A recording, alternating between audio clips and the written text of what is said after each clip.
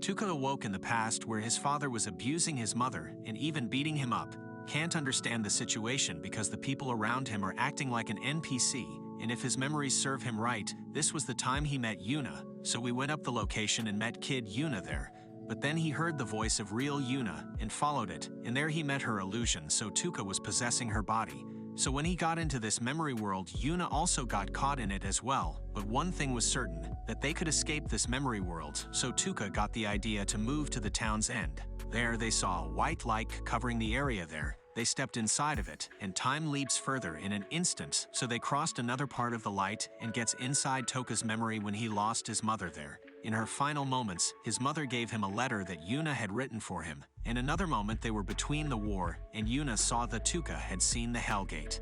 But then on the next part, it was rather peaceful. Yuna finally realized what kind of hell he has gone through in his past, yet he didn't say a single thing to her. Yuna reveals that she saw everything, how he protected her even though she was infected, and there she also heard his and Millie's conversation. She regretted that she always taunted him that Tuka never arrived to help her when devils attacked, but rather it was because of him that she is still alive. Then Devil, who pushed them into this memory world, showed up, because he was bored to death watching this crappy romance drama and wanted to finish them off. Tuka and Yuna run and arrived in the memory when he had his power maxed out. But the devil can control anyone's thoughts outside of this world, so no matter how many times Tuka tries, he won't be able to hurt him because he can control Tuka's will.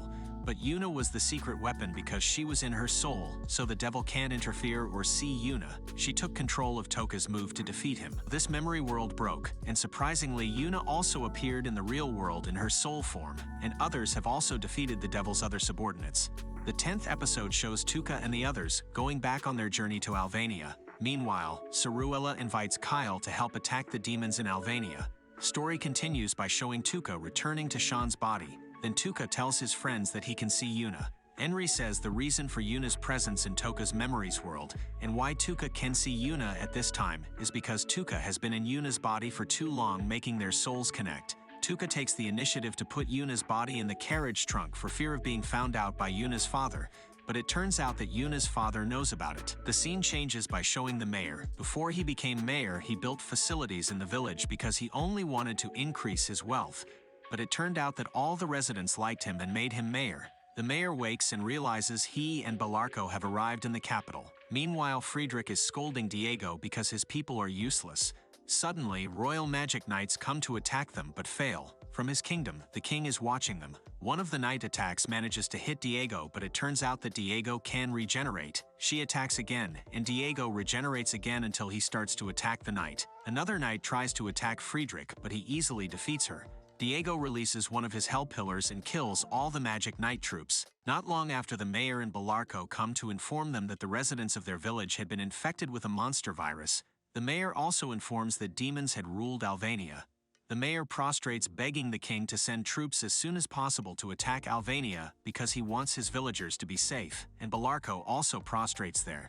Silruella requests permission to deploy a troop of knights and use a golden ship to help attack Albania, and she would also enlists Kyle's help. Back to Tuka, who tells Yuna's father about Yuna, but Yuna's father is not angry and instead invites Tuka to join to become a lover. It is seen that Sean's grandfather made them a magic radio to be able to contact each other. It turns out that Sion's grandfather could also see Yuna. Then, because he feels sorry for Yuna naked, he gives her a dress, but it looks very sexy.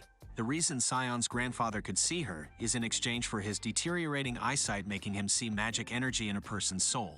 After that, they go back on the journey to Albania. Tuka deliberately leaves without saying goodbye to Ethel, which makes Ethel chase after him. It turns out it's just Tuka trick to get Ethel to work with them. Ethel is annoyed but finally agrees. Meanwhile, on the ship, Saruella looks to forbid Isaac from joining, but Isaac insists on helping. Then it is seen Kyle with Belarco, but Kyle is still planning to kill Tuka and take over Son's body. Then in the golden carriage, Millie tells Tuka why she becomes a hero, because she wants to revive Albania, and hearing that makes Tuka enthusiastic. They almost arrive at Albania. Then with his magic sword, Tuka protects their carriage so that they manage to enter the enemy's main base. Demons surround them, and while Tuka is talking to a skeleton demon, suddenly Ethel stabs Tuka head until he falls. The skeleton demon is glad that Ethel is still on their side. The skeleton demon also thinks that Tuka is really dead.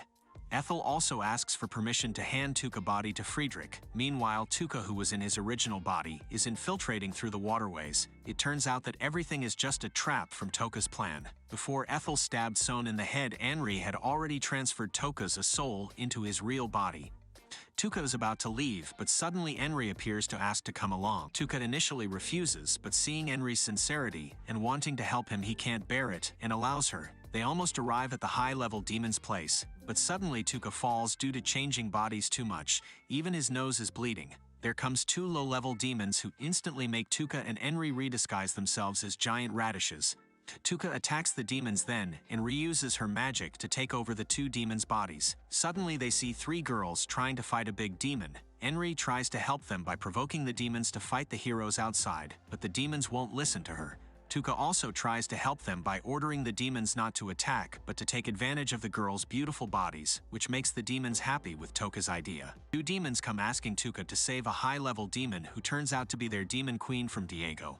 The two demons even point out the whereabouts of their queen. After meeting the demon queen, Tuka says he will help fight Diego and realize the demon queen's idea of turning some humans into demons and some into livestock, and after that, humans and demons could coexist. The demon queen trusts Tuka and even agrees when Tuka invites them to hold each other's foreheads as a tradition of friendship between humans. Tuka manages to hold the demon queen's forehead and knocks her unconscious. Henri shows herself, then Tuka admits he isn't a demon and kills the two demons there. When he wants to kill the demon queen with his sword, suddenly magic stops his sword and his demon body falls. But Henri manages to save Tuka's soul back to his original body. Then Friedrich comes taking Tuka's sword and makes Henri go straight to him. Friedrich greets Henri, which makes her happy that his brother is still alive. So don't forget to give me a like and subscribe to my channel. I will bring more exciting anime in the future. Thanks for watching. Bye.